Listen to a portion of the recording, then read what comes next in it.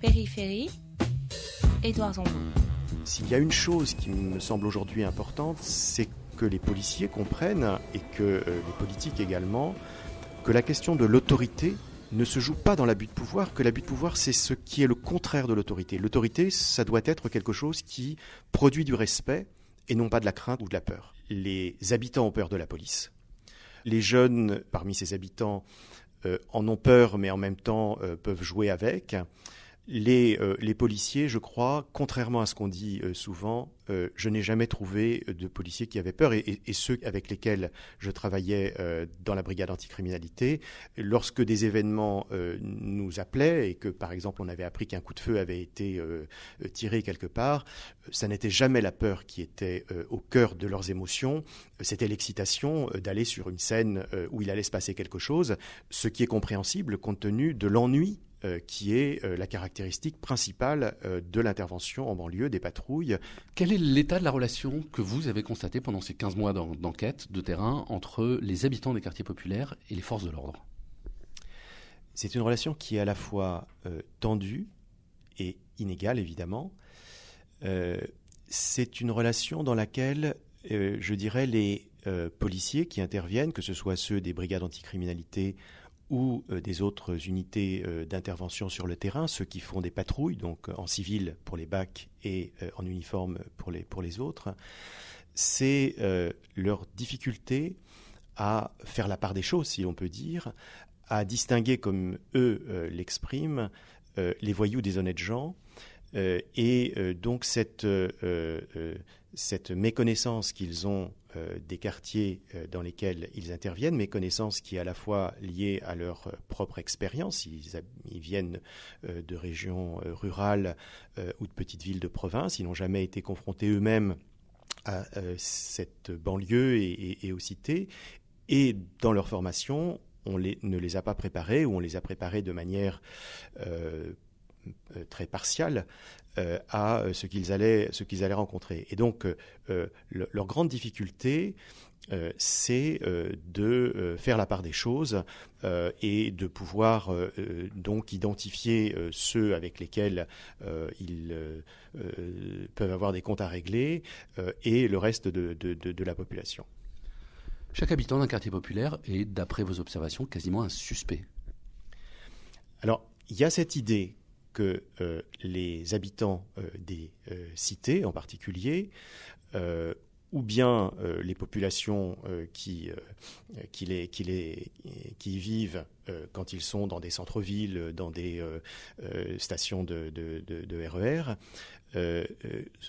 sont des ennemis potentiels. Ce que vous décrivez dans cette enquête, c'est un déni de citoyenneté qui est fait aux habitants des quartiers populaires. Alors, le déni de citoyenneté, je dirais qu'il est le résultat d'abord de politiques publiques depuis des années, qui a consisté à enfermer, ou en tout cas à pratiquer une forme de ségrégation sociale et spatiale, qui fait que les habitants les plus précaires de milieux ouvriers, souvent d'origine étrangère, se trouvent sur des territoires bien circonscrits et sur lesquels, à la fois, bien sûr, les inégalités pèsent le plus lourdement et en même temps, on envoie, les forces de l'ordre. Et donc, le déni de citoyenneté, au fond, c'est cette exception sécuritaire dans laquelle il se trouve placé, qui fait que on ne leur reconnaît pas les mêmes droits qu'aux habitants des autres quartiers, et que eux savent bien qu'ils ne peuvent pas s'en plaindre parce que justement ils n'ont personne à qui s'en plaindre, puisque s'en plaindre ce serait aller voir la police, le commissariat, pour dire ce qui se passe justement dans les relations avec les forces de l'ordre. Vous décrivez une territorialisation de l'ordre. On ne fait pas la police dans les quartiers populaires, dans les cités, comme ailleurs en France. Alors, il y a à la fois des pratiques singulières qu'on ne tolérerait pas ailleurs, et de temps en temps d'ailleurs, on le voit bien quand une interpellation se passe dans un centre-ville, et les citoyens qui passent sont choqués par la manière dont les choses se produisent, veulent intervenir maladroitement souvent. Parce que justement, ce qui est à l'œuvre habituellement de façon routinière dans les quartiers, en termes de contrôle d'identité, en termes de fouilles au corps, en termes d'interpellation avec ou sans menottage, tout ceci, et surtout la manière de parler aux gens, ce sont des choses qui déterminent véritablement une différence entre ces populations, et notamment les jeunes bien sûr, et le reste des habitants des agglomérations. Vous n'hésitez pas à qualifier un certain nombre de pratiques policières d'illégales? Alors, certaines le sont, et en particulier les contrôles d'identité qui sont régis par le Code de procédure pénale, qui prévoit qu'on peut contrôler l'identité d'une personne qui est soit suspecte, soit depuis 1993 par une loi qui avait été préparée par Charles Pasqua, de façon préventive lorsque des événements se sont produits qui amènent à une surveillance particulière. Or, ce qu'on observe, c'est que la majorité des contrôles d'identité se produit en dehors de ce cadre juridique. Alors, les policiers le savent. Eux disent souvent le code de procédure pénale est tellement vague qu'il nous permet de faire ce qu'on veut. Leurs supérieurs, en revanche, sont tout à fait conscients de l'illégalité. Ils disent c'est vrai, on fait des contrôles de façon illégale, mais au fond, les jeunes ne s'en plaignent pas. Et effectivement, à qui irait-il le faire ?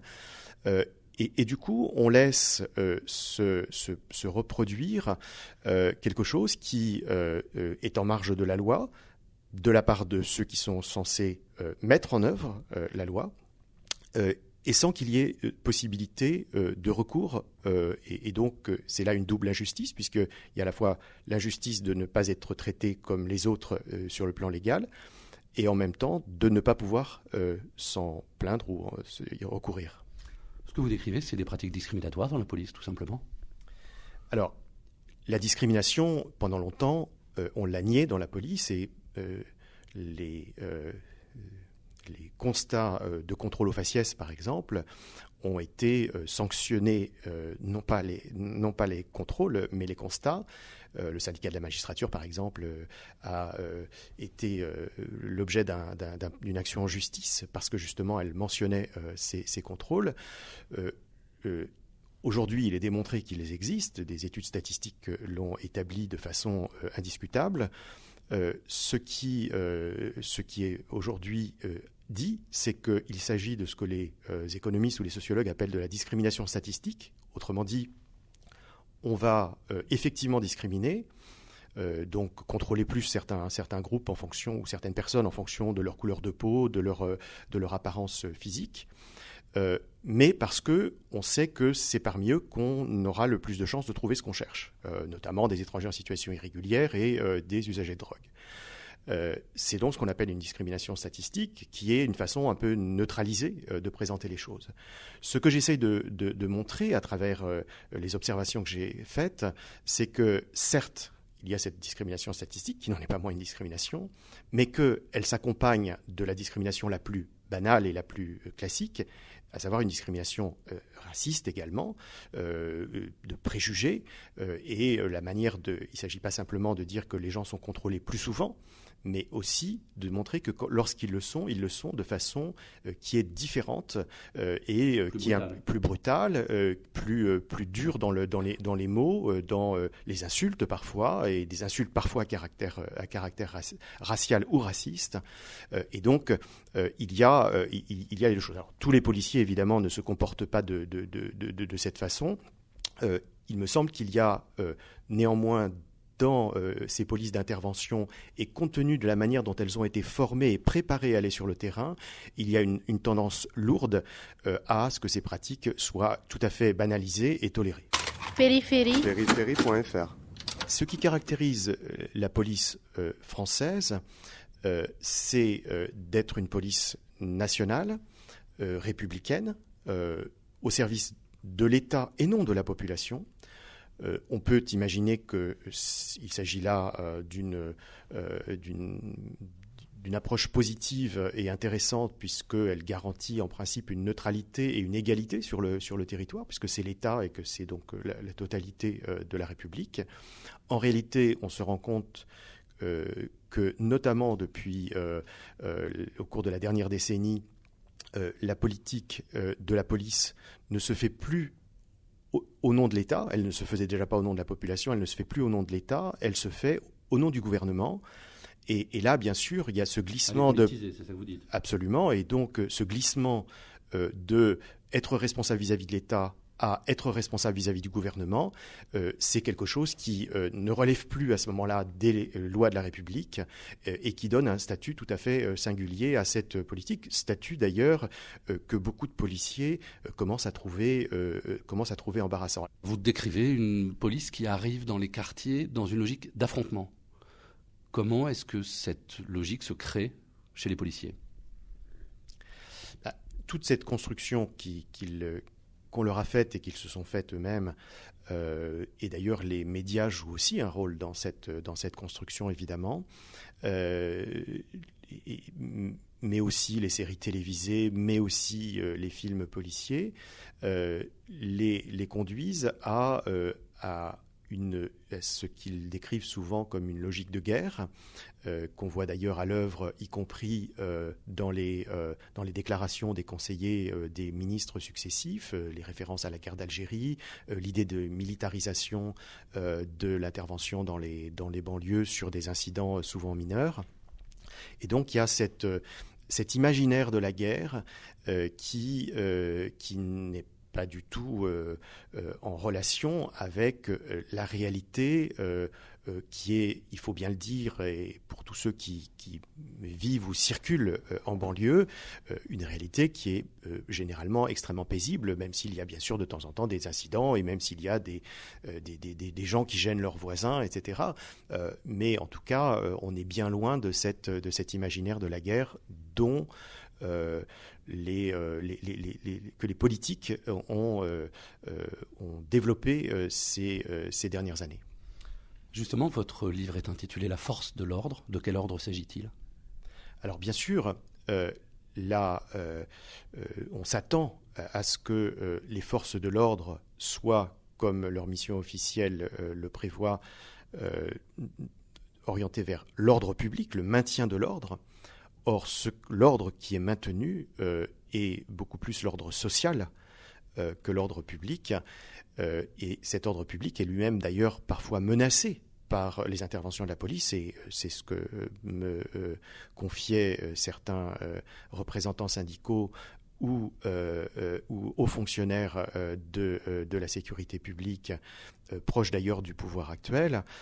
C'est que souvent, ces brigades, pas toujours heureusement, mais souvent, elles causaient plus de problèmes qu'elles n'en résolvaient. Est-ce qu'on peut parler d'une ghettoisation de la police de la même manière qu'on parle de la ghettoisation de certains quartiers ? Est-ce qu'il y a une police pour les pauvres ? Alors, il y a, je crois, historiquement d'ailleurs, il y a toujours eu une manière particulière d'intervenir dans les milieux populaires et s'agissant de la période coloniale ou de la fin de la période coloniale, d'intervenir vis-à-vis des populations coloniales, y compris sur le territoire métropolitain.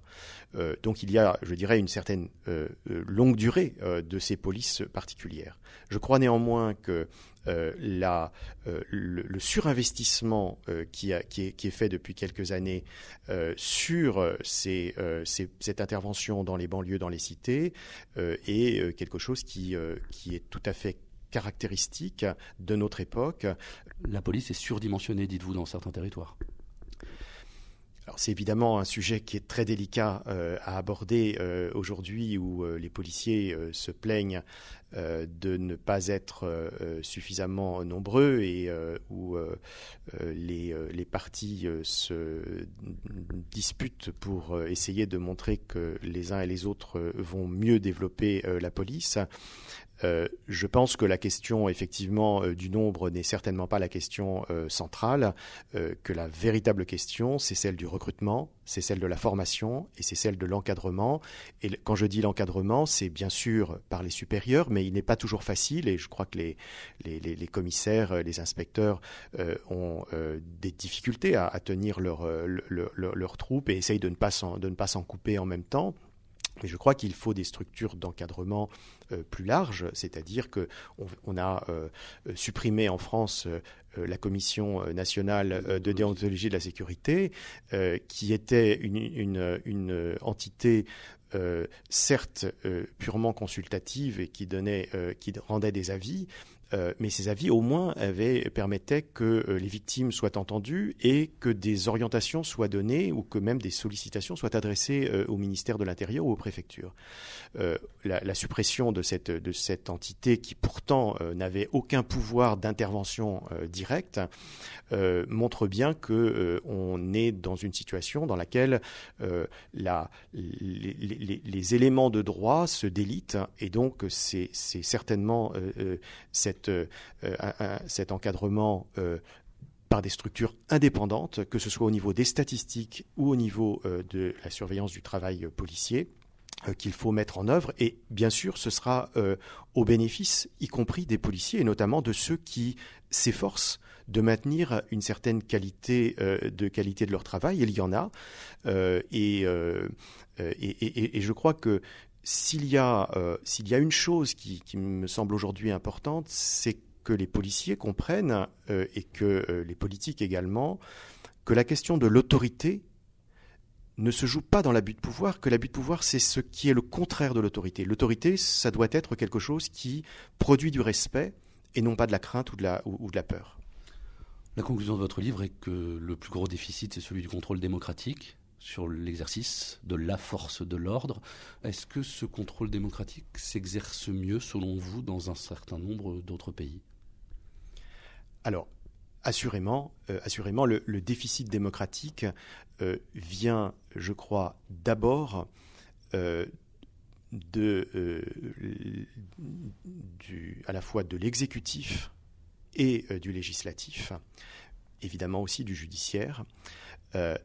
Mais il faut rappeler que en Grande-Bretagne, comme aux États-Unis, pour ne pas parler que de ces deux pays dans lesquels les études de police sont les plus nombreuses, mais c'est vrai aussi ailleurs, lorsque des incidents aussi graves que ceux que nous avons connus se produisent, des commissions sont nommées, indépendantes, qui remettent des rapports, qui font des suggestions, et à la suite de quoi des politiques publiques sont réformées. En France, ces affaires sont enterrées. Il n'y a aucun contrôle démocratique de la part des institutions sur ces pratiques. Et là, encore une fois, la dernière qui existait, c'était cette Commission nationale de déontologie de la sécurité. Elle a disparu. Et donc, ce qui reste aujourd'hui, ce sont des citoyens, des collectifs d'habitants, parfois assistés par avec la participation de chercheurs, qui arrivent à maintenir au moins la voix discordante par rapport à cet étouffoir qui est celui que nous connaissons aujourd'hui. Donc le déficit démocratique, il existe et il est de ce point de vue relativement spécifique à la France. Est-ce que vous avez l'impression de mener une charge contre la police ? Absolument pas. J'espère que le travail que j'ai conduit, quand le livre essaie d'en rendre compte, est un travail d'observation rapprochée. Il s'agit d'une ethnographie, donc d'une observation, donc d'un travail d'enquête et donc de quelque chose qu'il s'agit de restituer à un public large, y compris des policiers. Je crois que nous avons besoin d'une police, qui soit respectée et respectable, et que là où elle ne l'est pas, il est très important que des chercheurs puissent le dire et que des citoyens et des politiques puissent se saisir.